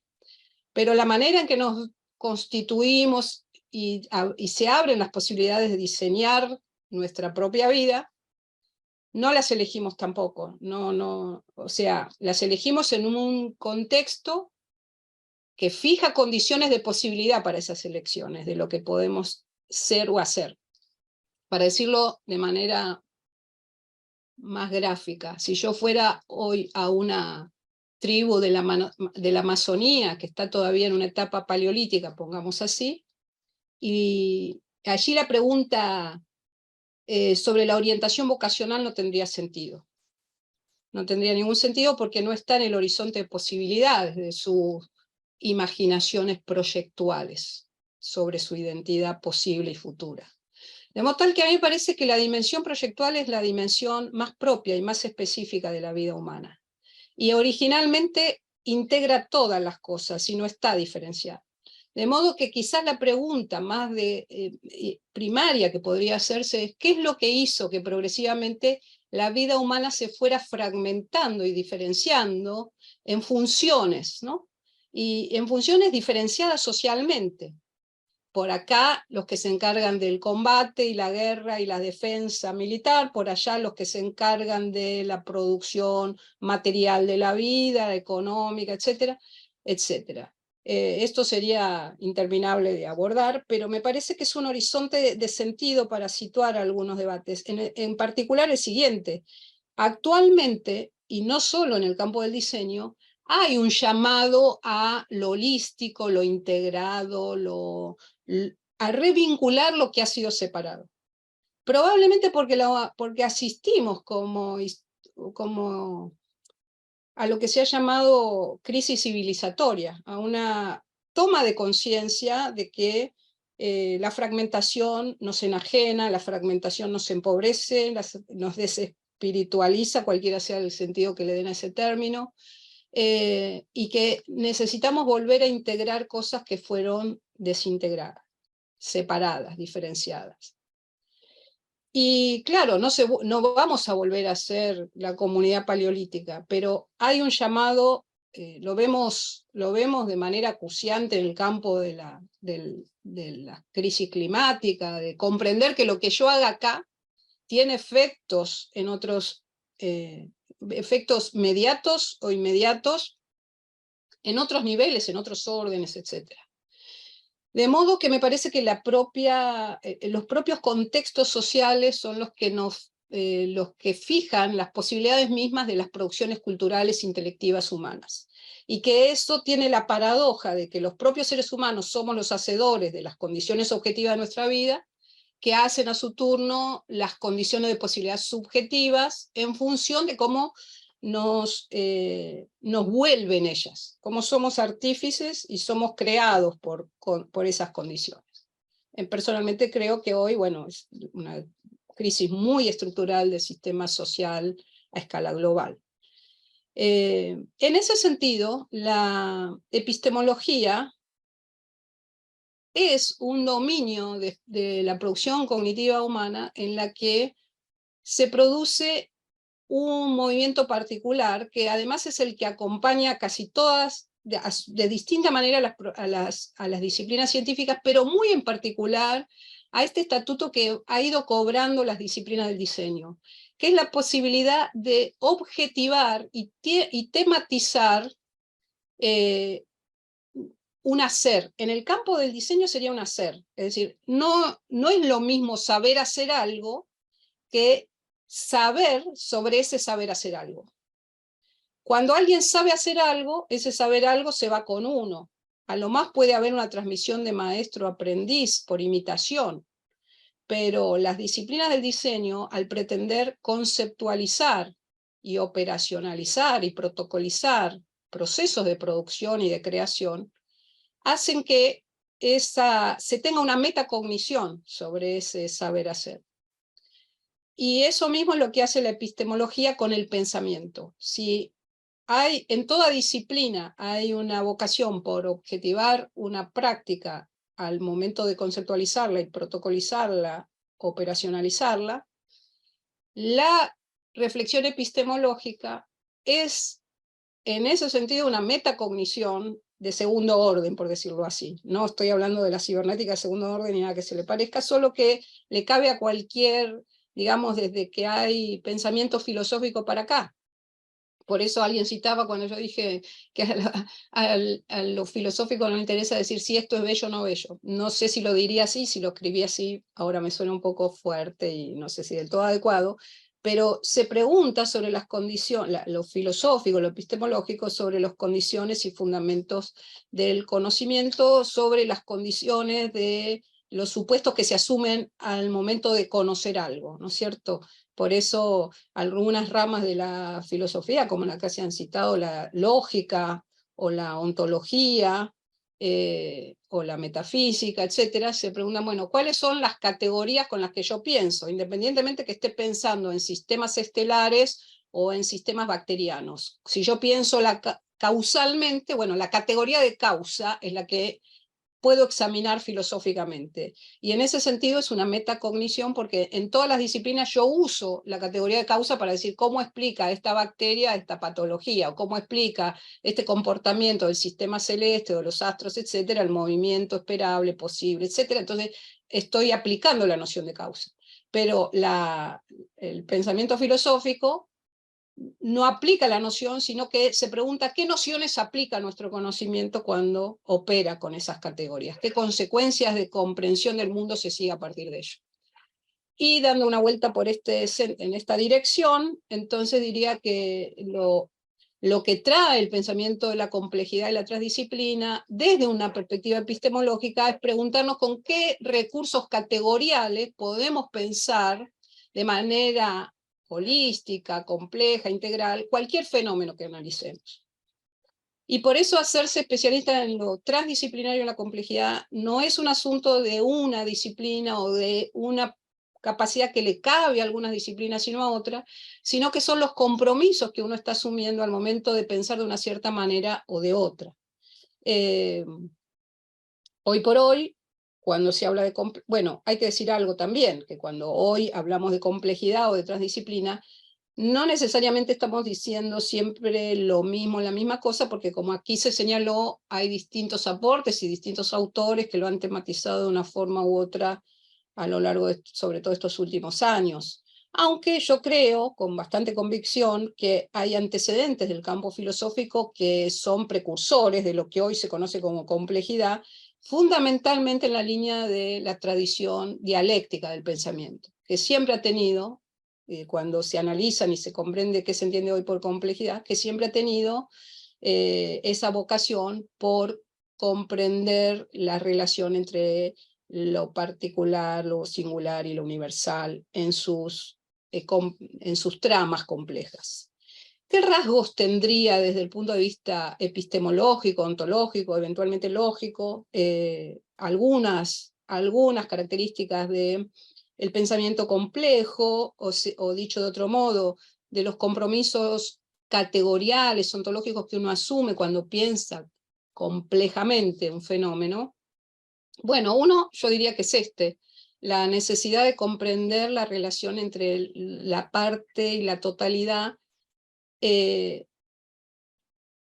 No sé si estrictamente se hablar en estos términos, pero la idea de que hay vinculaciones, tramas, relaciones, donde lo que desde una perspectiva es una particularidad, desde otra es una totalidad, y cada momento de esa totalidad, o cada parte, es un momento de la totalidad, una perspectiva de un todo, ¿no? No se puede afectar una parte sin afectar al todo, pero para eso tenemos que dejar de pensar en términos de elementos y conjuntos. Por ejemplo, yo puedo pensar la sociedad como si fuera un agregado de elementos, donde yo tengo un montón de personas y las muchas personas hacen a un todo social.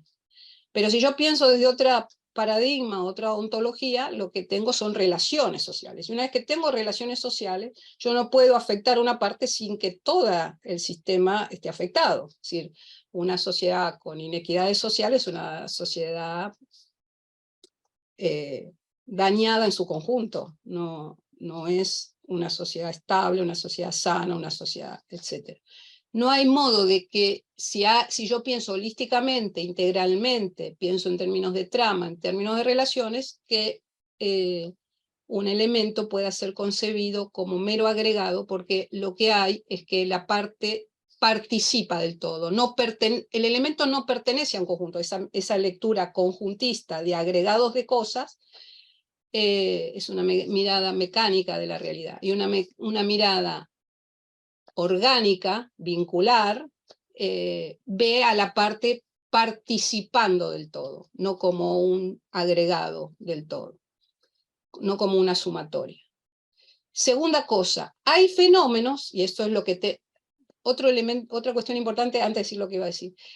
A veces tomamos algunos principios que son aplicables para ciertos modelos matemáticos, muchos de ellos relativamente sofisticados, como si eso definiera en sí por sí la complejidad. Es cierto que hay nuevos modelos que nos traen determinadas ramas de las matemáticas que aportan miradas muy novedosas que van en esta línea, lo que estoy diciendo, que si tuviera que ponerle un título general diría concepción orgánica de la realidad, ¿no? Tramada, vinculada, vincular, que también le caben a tesis del campo de la reflexión sociológica como religiosa, diría también, ¿no? Religión es religar, vincular cosas, la idea de base. Y digo que estos modelos matemáticos, por ejemplo, la teoría del caos, ¿no? La teoría del caos es un modelo matemático, unas funciones particulares que parece que hay ciertos fenómenos, incluso del orden natural, que se pueden modelizar adecuadamente con esos tipos de recursos matemáticos.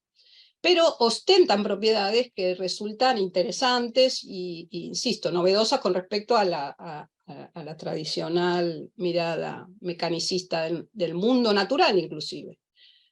Por ejemplo, la idea de la sensibilidad a las condiciones iniciales, ¿no? Esas son funciones que cuando se producen variaciones muy incluso ínfimas en ciertas condiciones iniciales de un sistema dinámico, se llaman así sistemas dinámicos en matemática, la evolución del sistema está determinada por esas condiciones iniciales, pero resulta impredecible en términos puntuales. No puedo saber en qué punto particular, etcétera. De ahí viene toda esa famosa difusión y divulgación del efecto mariposa, etcétera, que bueno, sería largo decir, pero que no es así como se dice que el aleteo de una mariposa en Japón produce un tsunami en el otro lado del mundo, sino que hay unas ciertas configuraciones de funciones y de modelos que tienen una configuración que parece una mariposa inclusive, etcétera.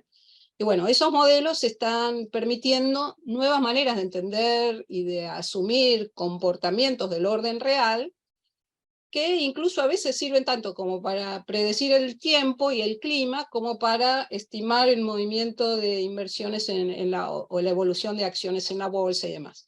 Pero me parece que hay que ser prudente con eso. ¿En qué sentido? En que a veces lo usamos como metáforas, a veces lo usamos en sentido propio, porque como lo puede usar el meteorólogo, la meteoróloga, el financista, etc. Y a veces lo que hace, y lo que nos invitan es a ver que aún en el orden natural hay fenómenos que no se dejan aprender por el determinismo clásico, insisto, con la mirada esa más mecanicista. Otra propiedad, entonces, esta propiedad de sensibilidad a las condiciones iniciales y caóticas, se las puede llamar así, entendiendo que caos no es puro desorden, sino determinados comportamientos y evolución de un sistema y modelizaciones. Otro de esas propiedades de las concepciones de la complejidad, que a mí me parece que sí son exportables con más libertad inclusive, es la idea de que los niveles de organización producen propiedades emergentes que no se dejan reducir a las composiciones de los fenómenos en su origen. Es decir, que habría saltos de nivel que son saltos ontológicos y que no se puede explicar un nivel por referencia al comportamiento del nivel anterior. Y esta idea de novedad y emergencia es otra de las propiedades, o mejor dicho, de las condiciones o de los supuestos ontológicos que asume quien piensa complejamente, por ejemplo, ¿no es cierto? También la termodinámica ha aportado modelos y modos de pensar, incluso que muy primariamente ya cuestionaron los modelos de la mecánica clásica, como la idea de la autoorganización y de los sistemas alejados del equilibrio, etcétera, etcétera. Es decir, que cuando hablamos de complejidad, estamos asumiendo un conjunto de concepciones y de compromisos categoriales, lógicos, ontológicos, etcétera. No hablé casi nada de lo lógico, pero bueno, ahí Ludmila hizo referencia también a todo lo que esto supondría, que nos invitan a poder, que hacen posible poder dialogar entre disciplinas y entre campos disciplinares, porque cuando hablamos de la interdisciplina podemos estar hablando al interior de la ciencia misma, o sea que la ciencia química dialoga con la física, dialoga con la química, con la, no sé, con la cuántica, etcétera. Y eso estamos siempre en la ciencia, pero cuando saltamos entre campos ya no es solo entre disciplinas, pero el asunto de base es desde qué compromisos ontológicos, epistemológicos nos paramos para comprender este fenómeno. Entonces yo, cuando voy a abordar un fenómeno, me pregunto, ¿en qué sistema, en qué totalidad, con qué relaciones está planteada esta realidad? Y qué la produce, y qué la reproduce, y con qué niveles está vinculada y demás, y la veo en esa complejidad, puede ser que en lo que a mi práctica refiera, solo tenga que intervenir en algún aspecto de toda esa complejidad. Pero estoy comprendiendo que la otra persona o las otras perspectivas, quizás más que personas, porque Rich Gold es una única persona que dice, sus sombreros son las perspectivas. La otra perspectiva tiene otro modo de intervenir, pero compartimos entre todos los que estamos allí esta mirada ontológica común que me permite comprender en qué posición de esa totalidad yo participo, ¿no? Yo puedo ver un fenómeno social, la pobreza, bueno, puedo ponerme a dialogar con otros y de trabajar con otras disciplinas y ver cómo trabajo lo demográfico, con lo sociológico, con lo psicológico, con lo nutricional, pero ¿cómo la estamos concibiendo? porque según cómo la conciba voy a intervenir. Si miro la pobreza y miro la riqueza también, tengo que mirar todo lo que genera que eso se reproduzca, que eso, cómo la estoy concibiendo, desde qué lugar. Cómo la conciba tendrá que ver cómo intervengo yo y los otros, aunque sea un diálogo disciplinar, pero el problema es cómo miramos esa realidad, desde qué compromisos, desde qué categoría, desde qué supuestos estamos asumiendo. A mi juicio, lo transdisciplinario tiene que ver con esos supuestos, porque trascienden las disciplinas, independientemente de cómo entramos cada uno en ella. No digo que agota todo, digo que es una parte de lo que yo escribí y algunas pinceladitas de cosas que se dijeron en estas exposiciones. Es apasionante, Roxana, la verdad que muy agradecido en lo personal y seguramente en cada una de las personas que te está escuchando. Una preguntita para vos o para cualquier otro que nos esté escuchando, en esta perspectiva de esa mirada orgánica del mundo. Y desde estas últimas palabras tuyas, ¿cómo funciona el posicionamiento personal? Que en cierta medida es gregario.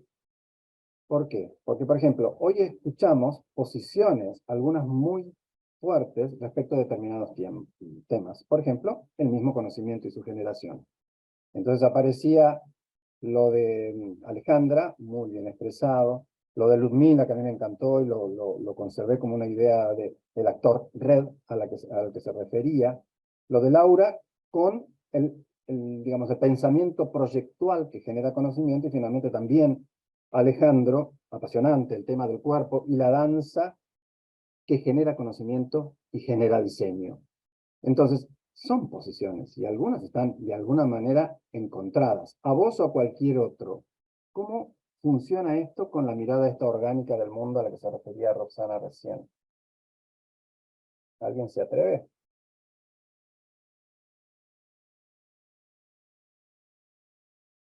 Yo me atrevo, pero si querés esperamos y...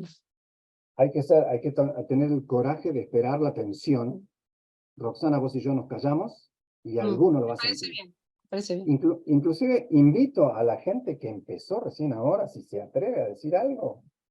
Yo no sé si lo puede, pero bueno, si lo atreve a decirlo, dígalo, ahora, o calle para siempre.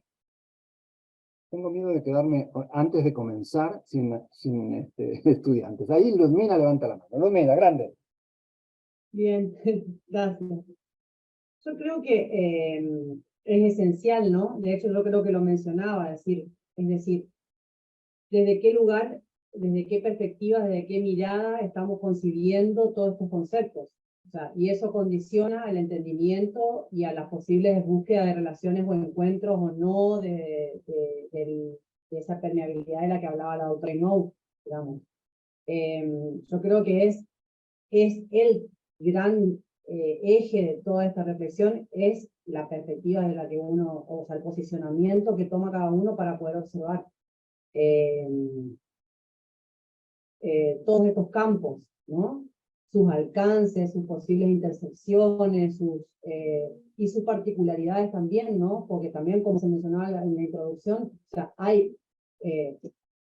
no podemos negar que el arte tiene sus propias maneras, que la ingeniería tiene su propia manera, que el diseño, o sea, no podemos negar eso, pero lo que buscamos nosotros, me parece, en esta publicación es esos lugares en los que se entrecruza todo, y me parece que también fue como una palabra clave la idea de complejidad en casi todas las exposiciones de los compañeros, ¿no? O sea, entender que el diseño, si se ve desde lo complejo, necesariamente, creo yo, tiene que tomar una postura para poder entender esas intersecciones en las propias lógicas de la complejidad. No sé si estoy mezclando muchas cosas o más o menos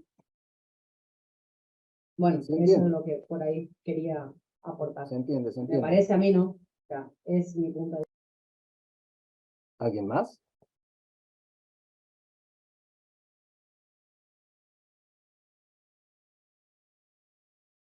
Sí, Alejandra. Sí, bueno, yo igual siguiendo un poco lo que dice Ludmila, creo que esas perspectivas son necesarias, digamos, y no sé si se puede ver digamos, a las distintas disciplinas o a cada disciplina como un todo, un general, un conglomerado. Creo que la perspectiva hace y es necesaria para justamente crear el modo distinto, digamos, de cada pensamiento, de cada ciencia, o de cada tecnología, o de cada diseño. En el caso del diseño, por ejemplo, para mí y desde mi punto de vista, es necesaria más bien tener las distintas miradas del cómo hacer diseño, o de cómo ver el diseño, o de cómo comunicar el diseño, ¿no? Entonces, un poquito así como que aportando a lo que dice Ludmila, creo que eso es interesante, ¿no? Tener estas perspectivas distintas de las que todos los expositores hemos tenido, de los que todos, y desde donde cada artículo ha nacido para hacer este análisis de lo que es la ciencia, la tecnología, el diseño y el arte, ¿no? Y sobre todo el arte, del modo de representación que es tan distinto y que es necesario pararse desde cierto punto de vista, ¿no? No sé si tampoco me he dejado entender, pero ese era mi aporte. Gracias, Alejandra. Bueno, Roxana, 2 minutos para cerrar, porque ahí sí que ya nos tenemos que ir. No sé si agregaría mucho, solo lo que se dijo me parece muy interesante. ¿Cómo sería tu pregunta? ¿La podés repetir? Porque cuando la dijiste me resultó muy motivadora, muy motivante. Pone en términos individuales esta concepción que llamé orgánica. Orgánica, exactamente. Yo creo Pareciera que nos compromete, eso ya también trasciende las disciplinas, porque creo que la humanidad está asistiendo a un momento algunos autores han hablado de esta idea de como de una reflexión, de una vuelta a un gran avance en términos de la individualidad como destino humano, de donde cada uno puede tener cada vez más grado de libertad en términos de la construcción de sus opciones de vida, pero con un riesgo muy grande de enajenación por el estar desvinculado, ¿no? ¿Qué sé yo? Yo voy al supermercado y compro tomates. Todo el proceso que hay entre el tomate que yo tengo ahí y el que llega a mi casa me es completamente ajeno, comparando con esto que decía antes de las mediaciones, ¿no? De esta idea de que ahora estamos con esto ecológico, las plantaciones y demás, pero quiero decir, toda esta red de vínculos en las que uno sin saberlo está integrado y demás. La pandemia fue un ejemplo palmario, ¿no? Cuando empezamos a tomar conciencia de todo lo que suponía poder tener alimento, poder tener protección, poder tener esto, lo otro, que estamos conectados, aunque a veces no lo advertimos directamente, y creo que ahí hay algo de lo que en el campo de la epistemología está llamándose pensamiento complejo, transdisciplina y demás, pero que en el orden humano más profundo está llamando a revincularnos, a reconectarnos, a integrarnos, a conformar comunidad, algo de eso, que insisto, tanto la teoría social como la religión de su origen tuvo eso en el centro de su sentido. Retornar a una vida con sentido. Creo que eso es lo más importante. Y los diseñadores y diseñadoras están todo el tiempo trabajando con eso, porque de alguna manera el diseñar va en la perspectiva de cómo interpreto, comprendo y le doy sentido a las prácticas humanas. Excelente, Roxana. Y bueno, que sea eso un voto para que nosotros, en el doctorado en diseño de la Universidad de Palermo, seamos un rincón para revincularnos, estemos posicionados donde estemos posicionados. Por eso mencionaba las distintas posturas que aparecieron hoy, algunas aparentemente antagónicas. Si nosotros tenemos una apertura mental, podemos seguir construyendo la organicidad de ese mundo que nos imaginamos, con esta cuestión de, justamente, no cuestionar, sino abrir, ¿no? Escuchar, darnos el espacio y así armar un ambiente, un espacio, un rincón donde demostrarle al mundo que es posible esa mirada orgánica. ¿Les parece? No vamos a seguir viendo. Un último comentario. En términos de futuro, lo que habíamos estado pensando también, ¿no? De la inteligencia artificial y demás, como todas estas herramientas que van un poco en la línea de los nuevos recursos, modelos, paradigmas y demás, pueden estar al servicio, ¿no?, de este camino más integrador, más holístico, más comunitario o más enajenante según cómo se las conciba, se las integre, se las utilice también, ¿no? Pero creo que para el campo del diseño abre también nuevas, interesantísimas y apasionantes disquisiciones y reflexiones. Excelente. Los invito a todos entonces mañana a otro encuentro, el de Economía y Diseño, con una comisión, la comisión 26 de Upcycling, a las 12 horas al mediodía, que presentamos el cuaderno 203, también del doctorado en diseño. Y si no, la comisión 35 de mi materia, Seminario de Estudios Avanzados, junto a Ana Beatriz Pereira de Andrade, la brasileña, donde vamos a escuchar a hablar a algunos en portugués con esta obsesión mía que es no ser endogámicos, abrirnos al mundo que del que queremos participar. Un abrazo grande para todos, muchas gracias por la presencia y muchas gracias por la participación, nos seguimos viendo. Gracias. Adiós, adiós.